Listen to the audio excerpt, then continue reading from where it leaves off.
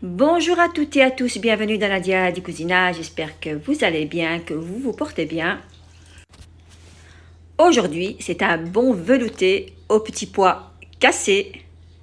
Nous, on appelle ça baïsara. Et on y va pour la préparation de la recette. Donc, premièrement, je vais laver les petits pois cassés. Je vais bien les laver avant de les faire cuire.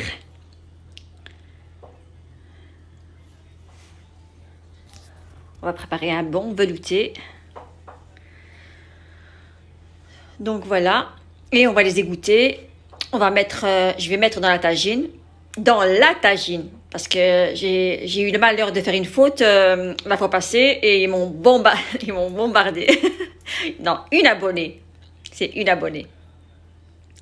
Donc voilà, dans ma tagine,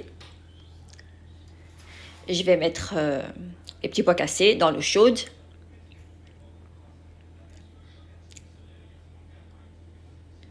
On va un petit peu remuer le tout. Ensuite, je viens mettre des oignons. Il n'y a pas beaucoup d'ingrédients. Il n'y a pas beaucoup d'ingrédients dans ce velouté. Je vais mettre de l'ail en poudre ou de l'ail en morceaux. Donc, jusqu'à l'ébullition, vous mettez un petit peu de coriandre.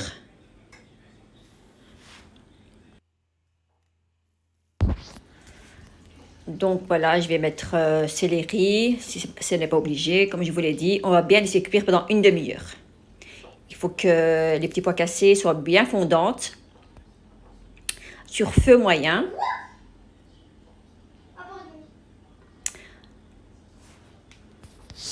Ensuite, entre-temps, dans une poêle, l'huile d'olive, l'huile blanche, l'huile normale, je veux dire. Donc, je vais mettre du sel, je vais mettre du cumin, poivre noir, du paprika.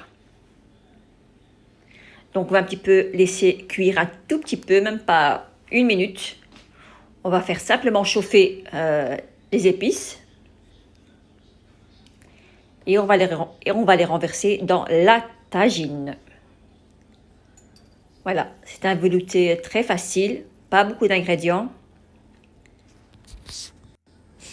Et chez nous, on appelle ça baïsara. Voilà, mes enfants adorent ça, mais moi, ça c'est une autre histoire. Voilà, j'aime bien la préparer, mais pour la manger, ça, ouais, c'est dommage.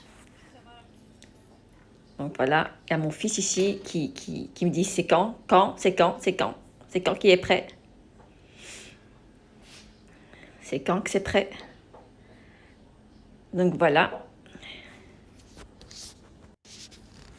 Donc ensuite, elles sont bien fondantes. On vient les mixer tout simplement comme une soupe.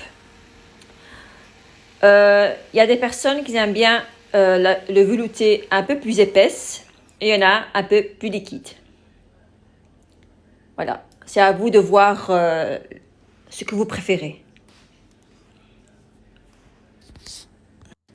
Donc ici j'ai des piments, bien sûr. Sans piment, c'est pas une baïsara. C'est pas, voilà, ça c'est la base.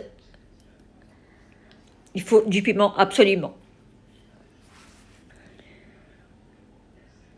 Donc voilà, je vais le renverser. Je viens mettre dans une grande assiette pour vous montrer un petit peu. Je vais un petit peu la mélanger, c'est très important.